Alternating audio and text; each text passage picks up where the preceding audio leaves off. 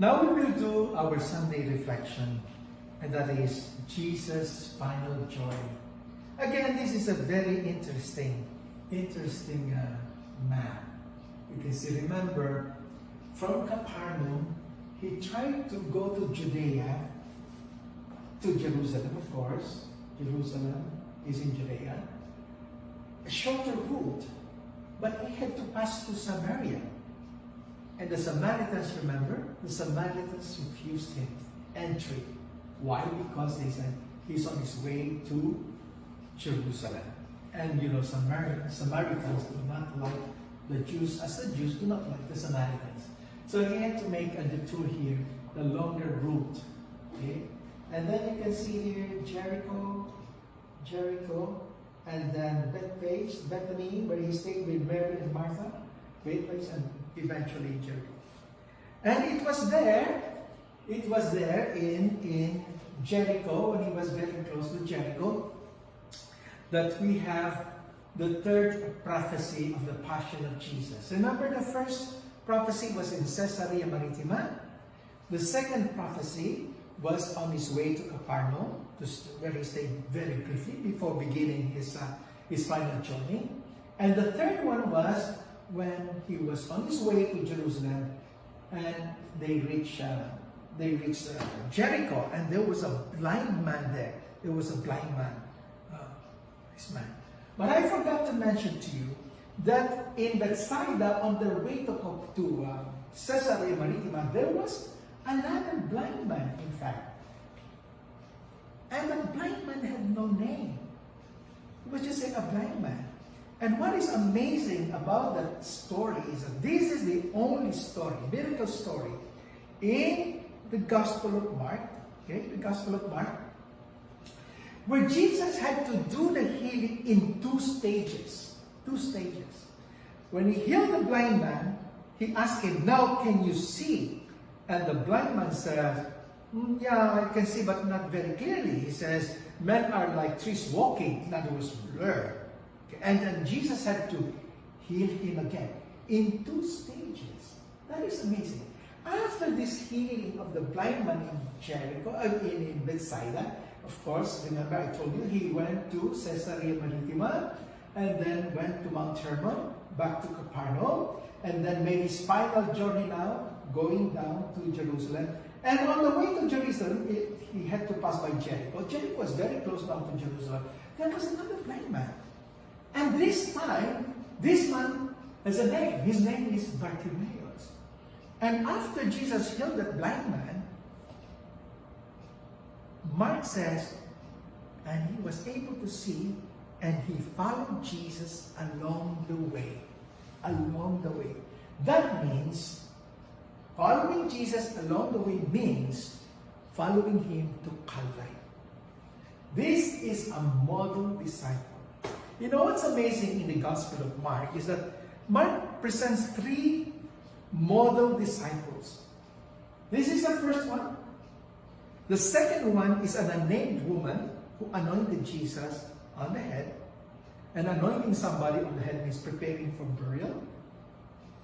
And the third one is the Roman centurion who, watching Jesus die, said, "This is truly the Son of God." Those are the three model disciples in the Gospel of Mark. And how about the 12? There are models of whom not to follow. Okay, there we see the sequence of events. 3 prophecies, 3 misunderstandings, 3 teachings of the disciples. First, second, and third prophecies, misunderstanding, sandwiched by 2 stories of blind men. The first, unnamed blind man of Bethsaida, sandwiching these 3 prophecies, and the second healing of a blind man named Bartimaeus.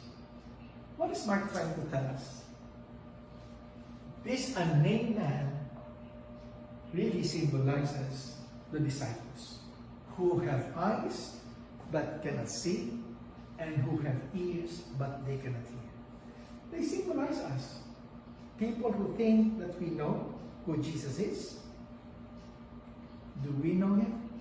Do we really know him? maybe we too need to be healed in 2 stages. So now we go to Sunday. Okay. So from Jericho, after he healed the blind man Bartimaeus, this is a very interesting map because you can see the terrain that Jesus had to climb on his way to Mount Jerusalem. Okay, it's not a very, very plain terrain. And you remember the story of the Good Samaritan. From Jerusalem, he was walking back to Jericho. And he was almost killed by the thieves. It's a dangerous place. So Jesus walked from here all the way from Capernaum, beyond the Jordan, reaching Jericho, and then went up all the way to Jerusalem. And he arrived on a Sunday. But what people don't know is that there were 2 processions that Sunday. The peasants' procession, you know that, and the imperial procession, Pilate entering Jerusalem. Why? Because Pilate does not live in Jerusalem. He lives in Caesarea Maritima. And I think I have a map here of that. But he had to show his face in Jerusalem. Why? Because the Romans know that if there's going to be a revolution against Rome, it will have to happen during Passover. When the Jews expect the Messiah to come on Passover. So there were 2 processions. It's amazing. You see, I think Jesus planned all this. Jesus entered the East Gate. Pilate entered the West Gate. Jesus came all the way from Capernaum, Galilee, down to Jerusalem. Pilate came from Caesarea Maritima to Jerusalem. 2 processions. What is being played here is a confrontation between the 2 kingdoms, the kingdom of Rome and the kingdom of God. And this is the background for all the days of Holy Week. And you can see the contrast immediately. What's the contrast? On the west side was Pilate, riding in on his huge horse to remind Jerusalem who was the boss. And on the east side was Jesus, riding on a lowly donkey to bring peace. On the west side, the cruelty and oppression of Rome. And on the east side, forgiveness and freedom. On the west side, unrestrained power. On the east side, unrestrained love. So the question this Sunday, on Palm Sunday, on Passion Sunday, which procession do you follow? Now what is amazing, the last part of this reflection is, I just want to show you the temple. This is a temple. This was called the second temple, but Herod really renovated the place. It became so beautiful. Do you know that this temple area is equivalent to 5 football fields? It's huge and vast and beautiful and magnificent. And you can see this Holy of Holies that the high priest enters once a year. Then the area for priests, the area for men, the area for women, and then the Gentiles. This is the market area.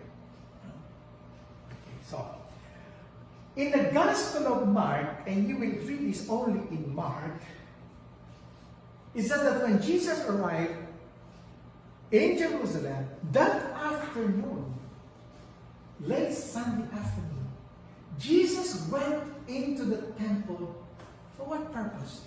To survey the temple. That is very interesting, intriguing in fact. But you don't find out, it seems that Matthew and Luke deleted that. Why? Why did he need to serve in the temple? And I think Jesus wanted to know exactly where he would perform his prophetic act the following day, what we call cleansing of the temple. He wanted to know where he would do it, where it would create an impact, because the temple is so huge. So, tomorrow, Monday, we will reflect on that. What we call the cleansing of the temple, but what I call the shutting down of the temple.